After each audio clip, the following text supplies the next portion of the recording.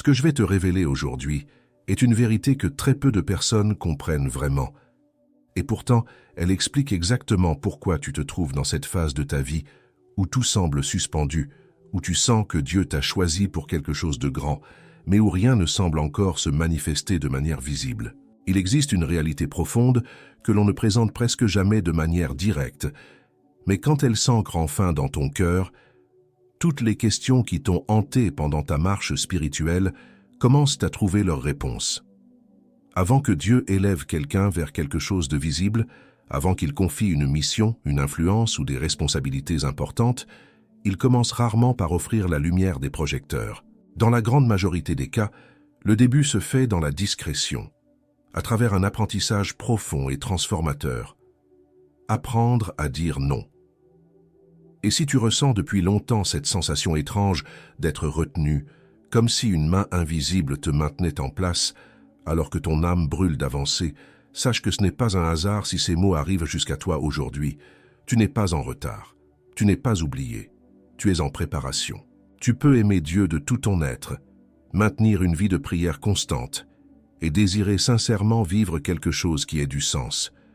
Tu ne cherches pas à te tromper, tu ne défies pas sa volonté. Et pourtant, quelque part au fond de toi, il peut exister cette sensation persistante d'être contenu, comme si Dieu ne t'avait pas encore utilisé de la manière que tu avais imaginé un jour. Si cela résonne en toi, si ces mots décrivent exactement ce que tu vis en ce moment, alors écoute attentivement ce qui va suivre. Dieu ne retarde pas ton chemin, il te prépare, parce qu'avant de te dire « va », il a besoin d'être certain que lorsque ce moment arrivera, tu sauras dire non. Non pas seulement aux erreurs évidentes, celles que tout le monde reconnaît facilement, mais surtout aux tentations les plus subtiles, celles qui semblent raisonnables, productives et qui portent même parfois une apparence spirituelle. Ce sont des décisions qui ne détruisent pas tout d'un coup, mais qui peu à peu réduisent le niveau de confiance que Dieu peut déposer en quelqu'un au fil du temps. Et c'est précisément ce processus de discernement qui fait de toi un élu véritable, quelqu'un que Dieu peut utiliser sans te briser dans le processus. Aujourd'hui, nous allons être directs ensemble, sans détour, sans lourdeur, sans ces discours créés pour générer de la culpabilité ou de la condamnation. Nous allons exposer 5 tentations que Dieu, avec beaucoup de douceur mais aussi de fermeté, nous enseigne à refuser avant de nous confier quelque chose de plus grand. Et en les voyant avec plus de clarté, peut-être comprendras-tu que le temps que tu vis actuellement n'est pas un intervalle vide. C'est le fondement que Dieu est en train de poser pour quelque chose de beaucoup plus grand qui viendra. Écris en commentaire depuis quelle ville tu regardes cette vidéo pour que nous sachions jusqu'où cette connaissance est en train d'arriver. Car il y a des élus partout dans le monde qui vivent exactement ce que tu vis. Et savoir que tu n'es pas seul dans cette attente est déjà une forme de guérison. La première tentation que Dieu t'enseigne à refuser est celle d'être remarqué et approuvé. Je commence par celle-ci parce qu'elle est extrêmement répandue et en même temps si silencieuse que beaucoup d'élus ne se rendent même pas compte qu'elle agit en eux. Avant que Dieu t'utilise devant les autres, il travaille habituellement ce qui se passe à l'intérieur de toi, loin des regards, surtout quand il s'agit de ton besoin de reconnaissance. Certains d'entre nous ont grandi en faisant des efforts considérables, tout en se sentant invisibles. Alors, quand une opportunité de servir se présente, quand nous percevons nos dons et nos capacités, quelque chose s'éveille à l'intérieur. Peut-être que maintenant quelqu'un va enfin me voir, et il est important de le dire clairement. Désirer être reconnu n'est pas une erreur en soi. Un simple geste de gratitude peut être un véritable cadeau pour l'âme. Le problème commence quand, sans nous en apercevoir, nous franchissons une ligne, et l'approbation devient le carburant de notre cœur. Nous commençons à mesurer qui nous sommes par les réponses des autres. Quand il y a des applaudissements, nous nous sentons en sécurité. Quand il y a du silence, nous nous sentons diminués. Un compliment nous apporte la paix. Son absence génère de l'irritation. Et peu à peu, le service cesse d'être une simple adoration. Il se transforme en quête. J'ai moi-même ressenti ce conflit intérieur. Il y a eu des moments où j'ai fait de bonnes choses, avec des intentions sincères. Pourtant, quelque part dans mon cœur, je voulais que mon nom soit associé à cela. Je voulais entendre quelqu'un dire « Je t'ai remarqué, je sais ce que tu as fait ». Quand cela ne s'est pas produit, J'ai dû être honnête devant Dieu. Je n'étais pas épuisé de servir. J'étais fatigué de me donner sans être reconnu. C'est pourquoi l'Écriture nous ramène toujours au cœur. Les gens ne voient que l'extérieur. Dieu voit les motivations. Il perçoit les dialogues silencieux que tu mènes avec toi-même. Il sait ce que tu cherches vraiment quand tu parles, quand tu aides, quand tu te proposes. Et voici quelque chose de libérateur. Dieu n'essaie pas de t'exposer ou de t'humilier. Il essaie de te fortifier, parce que quand ton identité dépend des applaudissements, ton appel devient instable. Tu oscilles au gré de chaque commentaire, chaque réaction, chaque opinion. Dieu t'aime trop pour construire ton avenir sur quelque chose d'aussi fragile. Alors, comment dit-on non à cette tentation? C'est choisir de rester fidèle, même quand personne ne regarde.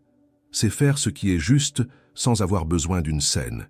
C'est pouvoir célébrer le succès de l'autre sans ressentir secrètement une menace. C'est permettre à Dieu d'être la voix qui définit qui tu es. Laisse-moi te poser une question simple pour que tu y réfléchisses calmement. Si personne ne remarquait ton obéissance cette semaine, continuerais-tu à obéir? Ferais-tu encore le bien si personne ne te remerciait? Resterais-tu présent si ton don était utilisé, mais que ton nom n'était pas mentionné? Ta joie resterait-elle la même? Quand tu peux répondre à cela avec un oui tranquille dans le cœur, quelque chose de précieux se produit. Ton âme devient plus légère. Ta foi gagne en solidité. Et le service commence à couler de la paix, non de la pression. C'est ce type de cœur en qui Dieu a confiance. Et c'est ce type de personne que Dieu peut utiliser sans la blesser dans le processus. La deuxième tentative que Dieu t'enseigne à refuser est celle de choisir des raccourcis. C'est une autre leçon que Dieu enseigne avec beaucoup de douceur, mais aussi avec fermeté. L'impulsion d'accélérer ce qu'il est encore en train de façonner, la volonté d'arriver avant d'être véritablement prêt. Beaucoup d'élus ne souffrent pas parce qu'ils désirent quelque chose de mauvais. Ils souffrent parce qu'ils désirent la bonne chose trop vite. Ils veulent la récolte sans des racines profondes. Ils veulent l'influence avant de développer la force intérieure. Ils veulent l'appel sans passer par le processus qui les prépare. J'ai marché aux côtés de personnes qui aimaient intensément Dieu et avaient des intentions authentiques. Elles étaient dévouées, talentueuses, sincères, mais elles portaient une inquiétude constante, un sentiment que la vie aurait déjà dû être ailleurs. Elles disaient des choses comme « je me sens appelé, mais rien ne se passe. Je sais que Dieu a plus pour moi, mais je reste ici. » Et derrière ces paroles existait une frustration silencieuse avec le temps de Dieu. Voici quelque chose que l'expérience nous enseigne. Dieu n'est jamais en retard, mais il est prudent. Dieu n'est pas pressé de nous conduire à une destination si arriver avant l'heure pourrait nous blesser. Quand nous essayons de courir devant lui, nous pouvons peut-être avancer de quelques pas, mais nous le faisons sans la couverture qui existe dans le bon timing de Dieu. Souvent, les raccourcis semblent pleins de spiritualité. Nous disons que nous sommes rationnels, productifs, stratégiques. Nous disons des choses comme « c'est plus rapide »,« c'est logique », tout le monde fait comme ça. Pourtant, à l'intérieur, quelque chose sonne légèrement désaligné. Ce n'est pas assez grave pour nous faire arrêter, mais cela génère un inconfort subtil, comme une alerte douce qui insiste pour rester. J'ai appris cela dans la pratique. Il y a eu des périodes où j'ai poussé des portes que Dieu n'avait pas encore ouvertes. Au début, rien n'a mal tourné. Au contraire, certaines situations ont même apparemment bien fonctionné, mais avec le temps, le poids a commencé à augmenter. La joie n'était plus aussi profonde. La paix s'est évaporée doucement. Plus tard, j'ai compris quelque chose d'important. Dieu ne me refusait pas quelque chose de bon. Il me protégeait en réalité. La Bible nous montre à plusieurs reprises qu'attendre n'est pas une perte de temps. Attendre fait partie de la préparation. Pendant que nous attendons, Dieu travaille notre caractère, purifie nos intentions et renforce notre dépendance envers lui. Il existe des apprentissages qui ne se font pas dans la précipitation, mais qui fleurissent dans le silence et la pause. Alors, que signifie dire non à cette tentation? Cela signifie faire davantage confiance au rythme de Dieu qu'à la pression que tu ressens à l'intérieur. Cela signifie choisir l'obéissance plutôt que l'anxiété. Cela signifie croire que si Dieu a promis quelque chose, tu n'as pas besoin de forcer le processus pour que cela arrive. Laisse-moi te demander avec soin et respect. Es-tu en train de demander à Dieu de bénir quelque chose qu'il ne t'a jamais demandé de commencer? Essaies-tu d'accélérer les choses parce qu'attendre est inconfortable? Ou es-tu disposé à rester exactement où tu es, jusqu'à ce que la paix confirme quelle est la prochaine étape? Quand nous apprenons à attendre sans amertume, quelque chose en nous s'apaise. L'anxiété perd de l'espace. La comparaison cesse de faire autant de bruit et la foi devient plus silencieuse mais plus solide. Dieu peut accomplir des choses extraordinaires à travers quelqu'un qui ne vit pas dans la précipitation, parce que cette personne a finalement appris à marcher à son rythme. La troisième tentative que Dieu t'enseigne à refuser est celle de céder dans les petites choses. Celle-ci est l'une des plus dangereuses, justement parce qu'elle ne semble presque jamais être une menace. Elle n'arrive pas en criant, elle arrive sous forme de murmure. Elle dit que ce choix est trop petit pour avoir de l'importance, que personne ne va remarquer, qu'on pourra ajuster plus tard. La majorité des personnes ne s'éloignent pas de Dieu d'un seul coup. Cet éloignement se fait petit à petit. Un ajustement silencieux ici, un autre là. Une vérité légèrement tordue pour s'adapter à la convenance, une habitude qui cesse d'être confrontée, un retard dans l'obéissance qui commence à sembler normal. Isolément, rien de tout cela ne paraît grave, mais ensemble, ces choix définissent la direction d'une vie entière. J'ai vu des personnes profondément engagées trébucher sur ce point, non pas par manque d'amour pour Dieu, mais parce qu'elles ont sous-estimé la force des petites concessions. Elles se disaient qu'en général, elles allaient bien, et à bien des égards, c'était effectivement le cas. Mais à l'intérieur, quelque chose a commencé à se diviser. L'apparence extérieure restait solide, tandis que l'intérieur devenait inquiet. Dieu observe attentivement ce que nous faisons quand personne ne regarde. Non par méfiance, mais par soin. Il sait que ce que nous cultivons en secret se manifeste tôt ou tard en public. L'intégrité que tu préserves dans les endroits cachés devient le fondement de tout ce qu'il te confiera à l'avenir. Je me souviens d'un temps où Dieu, avec beaucoup de douceur, a commencé à pointer de petites zones de ma vie que j'avais appris à justifier. Rien de choquant, rien de scandaleux, juste des comportements qui ne correspondaient pas à qui je disais vouloir être. Au début, j'ai résisté. J'ai pensé que j'étais trop rigoureux avec moi-même.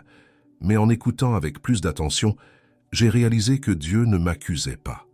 Il m'appelait à vivre avec plus de liberté. Le compromis promet toujours du soulagement. Il dit qu'il va faciliter les choses, et pendant un instant, il semble effectivement les faciliter, mais il diminue aussi notre sensibilité spirituelle. Avec le temps, discerner la voix de Dieu devient plus difficile, non pas parce qu'il a cessé de parler, mais parce que nous nous sommes habitués à moins écouter. Dire non à ce niveau semble souvent simple. C'est choisir la vérité quand un petit mensonge résoudrait plus vite. C'est maintenir sa parole, même quand cela a un coût. C'est interrompre une pensée avant qu'elle ne grandisse ou mettre fin à une habitude avant qu'elle ne prenne racine. Ces choix impressionnent rarement les gens, mais ils ont une valeur immense devant Dieu. Je veux te laisser avec une question pour y réfléchir en silence. Existe-t-il un domaine petit que tu as traité comme s'il n'était pas important? Quelque chose que tu t'es dit que ce n'était pas si grave? Si la réponse est oui, sache que ce n'est pas un moment de peur, mais d'invitation. Quand tu choisis d'être fidèle dans les petites choses, ton cœur devient plus pur, ta conscience devient plus sensible, ta confiance devant Dieu grandit, et tu commences à percevoir que la sainteté n'est pas une question de perfection, c'est une question d'alignement. Si ces mots ont résonné en toi jusqu'ici, si tu as reconnu quelque chose de ta propre expérience dans ce que tu viens d'entendre, écris « Je me reconnais » dans les commentaires. Ce simple geste est une déclaration, une affirmation que tu es en train de t'éveiller à des vérités que beaucoup ne voient jamais. Et sache que tu n'es pas seul dans cette prise de conscience. Il y a d'autres élus partout qui vivent exactement ce même processus de transformation intérieure. La quatrième tentative que Dieu t'enseigne à refuser est celle de te comparer aux autres et de mesurer ta valeur par leur trajectoire. C'est une tentation particulièrement insidieuse parce qu'elle se déguise souvent en humilité ou en désir d'amélioration. Tu regardes quelqu'un qui semble avoir reçu son appel plus rapidement, quelqu'un dont le chemin paraît plus clair, plus lumineux, plus reconnu, et quelque chose en toi commence à murmurer que tu fais quelque chose de travers, que si tu étais vraiment choisi, les choses iraient plus vite, seraient plus évidentes. Cette voix est un mensonge déguisé en logique. Elle prend l'apparence de l'analyse rationnelle, mais elle porte en elle le poison de la dévalorisation. Chaque fois que tu te compares à un autre élu, tu oublies une vérité fondamentale. Le chemin de chaque âme est unique, sculpté par la main de Dieu selon un dessein que tu ne peux pas voir dans sa totalité. Ce que tu perçois du parcours d'un autre n'est qu'une fraction, une surface visible, qui cache des profondeurs, des luttes, des attentes et des nuits de doute que tu ne connais pas. J'ai passé des années à me comparer, à regarder ceux qui semblaient avancer pendant que je restais immobile, à me demander ce qu'ils avaient que je n'avais pas. Et pendant tout ce temps, cette comparaison volait mon énergie, ma paix, ma capacité à voir les grâces qui m'étaient déjà données. Un jour, dans un moment de silence intérieur, j'ai compris quelque chose qui a tout changé. Dieu ne compare jamais ses enfants entre eux. Il ne regarde pas l'un en souhaitant qu'il soit comme l'autre. Il voit chaque âme dans sa singularité absolue, avec un amour qui ne diminue pas, qui ne se divise pas, qui ne favorise pas. Quand tu entres dans la comparaison, tu quittes le regard de Dieu pour adopter le regard du monde. Et le regard du monde est toujours incomplet, toujours trompeur, toujours source de souffrance.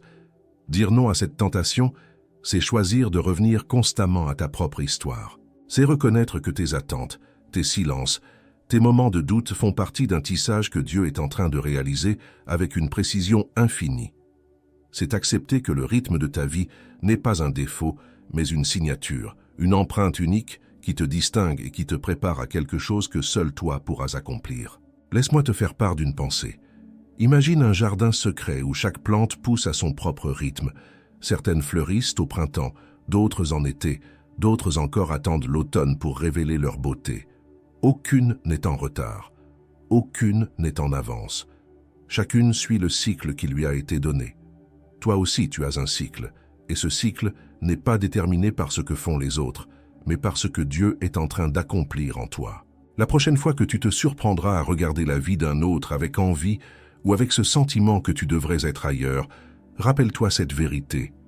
Tu n'es pas en compétition, tu es en formation. Et cette formation est personnalisée, ajustée à ton âme, conçue pour te conduire exactement là où tu dois être, au moment exact où tu dois y être. Les élus qui comprennent cela développent une paix intérieure que rien ne peut ébranler. Ils cessent de courir après des mirages et commencent à cultiver ce qui leur a été confié. Ils découvrent que la fidélité dans leur propre chemin vaut infiniment plus que la course effrénée vers le chemin d'un autre. Je voudrais faire une pause ici, juste un instant. Je m'appelle Philippe et je veux te dire quelque chose de sincère. Je suis profondément reconnaissant que tu sois là, que tu écoutes ces mots. Derrière cette chaîne, il y a une personne réelle qui pense à toi, qui souhaite que ces messages touchent exactement ce dont ton âme a besoin.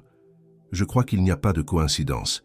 Si tu es arrivé jusqu'ici, c'est que quelque chose de plus grand nous a connectés aujourd'hui. Que les bénédictions de Dieu et de l'univers t'accompagnent dans chaque pas que tu fais.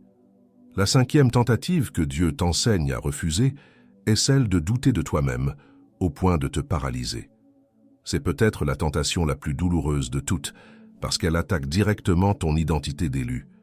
Elle te murmure que tu n'es pas à la hauteur, que tu as fait trop d'erreurs, que Dieu a sûrement changé d'avis à ton sujet. Cette voix peut devenir si forte qu'elle t'empêche d'avancer, qu'elle te maintient dans une forme de prison intérieure, où tu te sens indigne de recevoir quoi que ce soit de bon. Le doute de soi, quand il devient excessif, n'est pas de l'humilité. C'est une forme subtile d'orgueil inversé, une fixation sur tes propres limites qui t'empêche de voir la grandeur de la grâce. Quand tu restes concentré sur tes échecs, tes faiblesses, tes moments de chute, tu oublies que le Dieu qui t'a choisi connaissait déjà tout cela avant de poser son regard sur toi. Il n'a pas été surpris par tes imperfections. Il ne t'a pas choisi par erreur. Il t'a choisi en pleine connaissance de qui tu es, avec toutes tes ombres et toutes tes lumières. J'ai traversé des périodes où le doute de moi-même était si envahissant que je ne pouvais plus entendre aucune autre voix. Je me levais chaque matin en portant le poids de mes insuffisances. Je regardais mon reflet et je voyais tout ce qui manquait, tout ce qui n'était pas assez. Et pendant ce temps, je passais à côté des portes que Dieu ouvrait, des opportunités qu'il plaçait sur mon chemin, parce que j'étais trop occupé à me condamner pour les voir. Un jour, j'ai réalisé que cette voix du doute excessif ne venait pas de Dieu. Dieu corrige, oui, mais il ne détruit pas. Dieu discipline, mais il n'humilie pas. Quand Dieu te montre quelque chose à améliorer, il le fait avec amour, en te donnant aussi la force de changer. La voix qui te dit que tu ne vaudras jamais rien, que tu es trop abîmé pour être utilisé, que tu as raté ta chance, cette voix n'est pas divine. C'est une tentative pour t'arrêter, pour te maintenir dans l'immobilité, pour t'empêcher de devenir ce que tu es appelé à être. Dire non à cette tentation, c'est choisir de croire ce que Dieu dit de toi, plutôt que ce que tes peurs te murmurent. C'est accepter que ta valeur ne dépend pas de ta performance, mais de l'amour inconditionnel de celui qui t'a créé. C'est comprendre que tes erreurs passées ne définissent pas ton avenir, mais qu'elles font partie du chemin qui t'a conduit jusqu'ici. Chaque élu traverse des moments de doute. C'est presque inévitable quand on porte en soi la conscience d'un appel qui dépasse ce qu'on se sent capable d'accomplir. Mais les élus qui avancent sont ceux qui apprennent à traverser le doute sans s'y installer, à reconnaître cette voie sans lui donner le pouvoir de les arrêter. Ils comprennent que le doute peut être un visiteur, mais qu'il ne doit jamais devenir un résident permanent. Mais pourquoi Dieu n'élimine-t-il pas la tentation une fois pour toutes et choisit-il plutôt de t'enseigner à dire non? C'est une question que beaucoup d'élus portent en eux, souvent en silence. Si Dieu m'aime, pourquoi ne retire-t-il pas simplement ces tentations? Pourquoi permet-il des situations où je dois encore choisir, résister, prendre des décisions difficiles? La réponse n'est ni lourde ni froide. Au contraire, elle naît du soin le plus profond. Dieu n'est pas intéressé à compliquer ta marche. Il est engagé à te rendre plus fort que les circonstances qui surgiront encore. S'il retirait toute tentation, peut-être ressentirais-tu un soulagement immédiat, mais tu ne développerais pas de discernement. Tu serais en sécurité pour un temps, mais non préparé pour ce qui vient après. Et la préparation est essentielle parce que l'endroit vers lequel Dieu te conduit exigera une force intérieure, pas seulement de bonnes intentions. Il y a une différence claire entre être protégé et être préparé. Une foi protégée dépend d'environnements favorables. Une foi préparée reste solide, même quand tout autour est loin de l'idéal. Dieu connaît l'avenir qu'il a planifié pour toi, et cet avenir mettra du poids sur ton caractère, tes décisions et ta sensibilité spirituelle. C'est pourquoi il commence maintenant, pendant que les risques sont encore moindres et que les leçons peuvent être assimilées avec plus de soin. Avec le temps, j'ai appris à comprendre la tentation non pas comme une punition, mais comme un espace d'apprentissage. Elle fonctionne comme un tableau intérieur qui se peint avec les couleurs de l'expérience, révélant ce qui est en train de se construire en nous. Elle montre où nous faisons encore confiance uniquement à notre propre force et où nous apprenons véritablement à dépendre de Dieu. Chaque choix fait avec sagesse génère quelque chose de silencieux, mais de profond en toi. Peu à peu, tu deviens moins impulsif, moins réactif, plus stable. Si tu ressens que ces paroles éclairent quelque chose en toi, si tu sens une clarté naître là où il y avait de la confusion, partage cette vidéo avec quelqu'un qui a besoin d'entendre cela.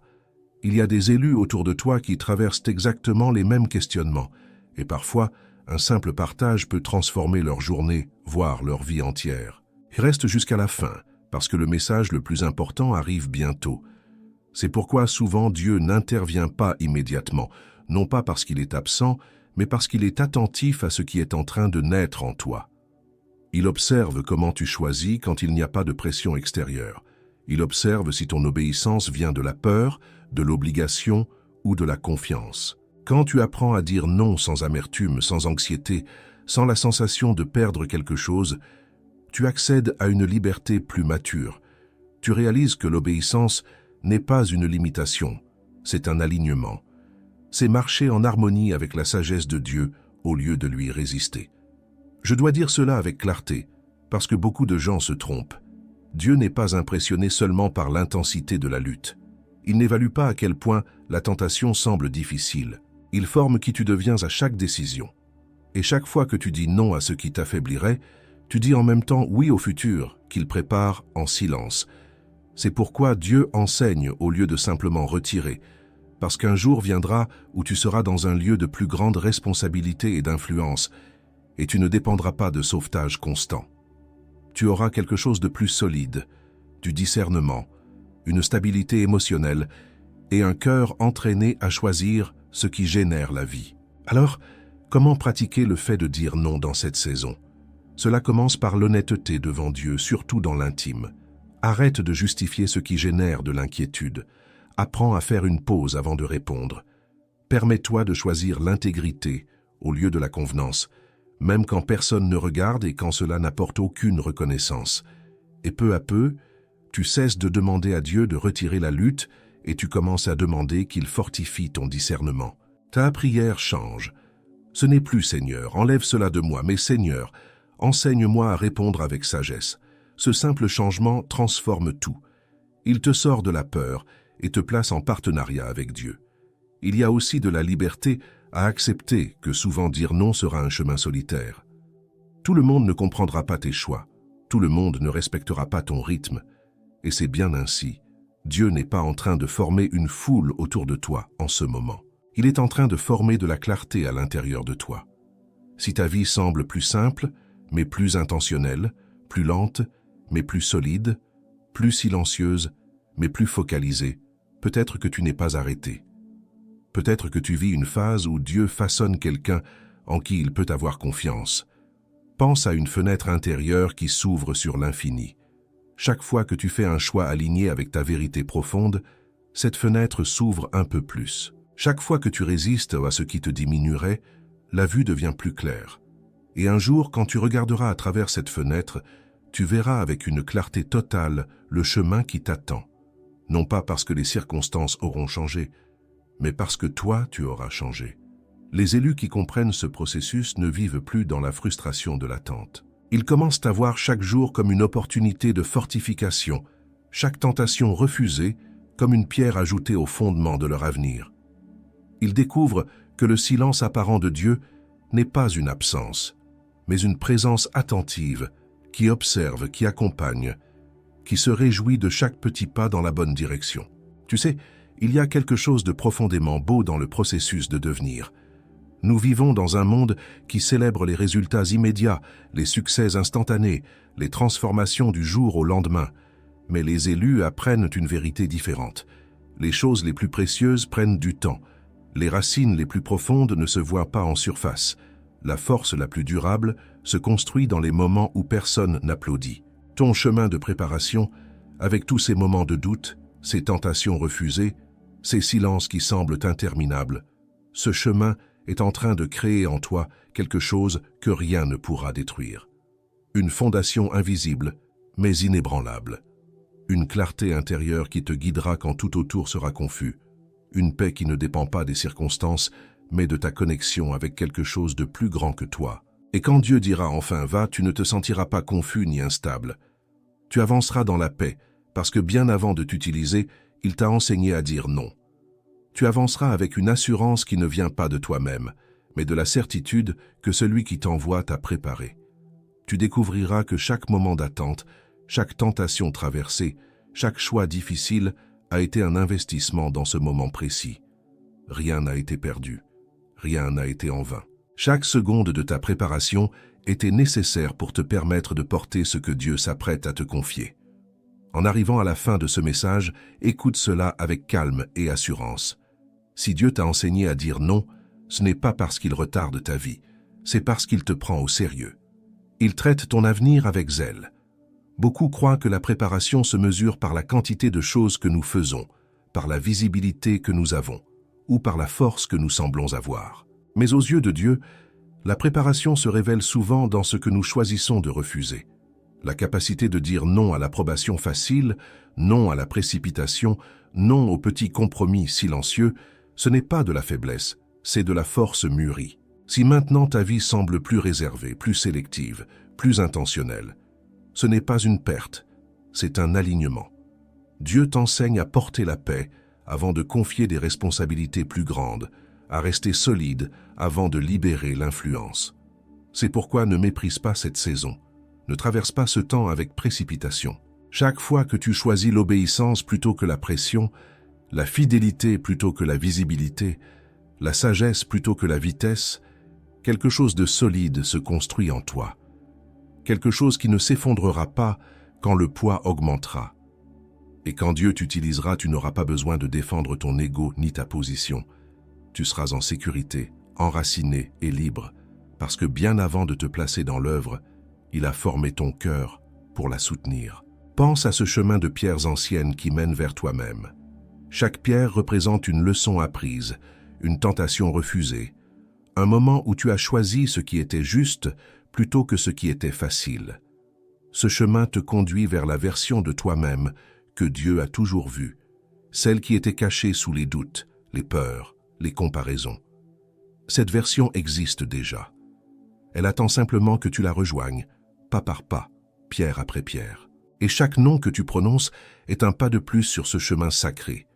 Si aujourd'hui tu apprends à dire non, continue avec courage. Cette leçon ne retarde pas ton appel, elle te prépare à le vivre avec paix. Tu n'es pas en train de perdre du temps. Tu es en train de gagner quelque chose de bien plus précieux que le temps. Tu gagnes la solidité, le discernement, la capacité de tenir quand les vents seront forts. Tu deviens le genre de personne que Dieu peut envoyer n'importe où, parce que tu ne dépends plus des circonstances pour ta stabilité. Ta stabilité vient de l'intérieur, de ce travail silencieux que personne ne voit, mais que Dieu honore. Si ce message a parlé à ton cœur, ne garde pas cela pour toi seul. Écris dans les commentaires ce que Dieu t'enseigne à refuser dans cette phase de ta vie. Laisse un j'aime sur cette vidéo pour qu'elle puisse atteindre d'autres élus qui ont besoin de ces mots.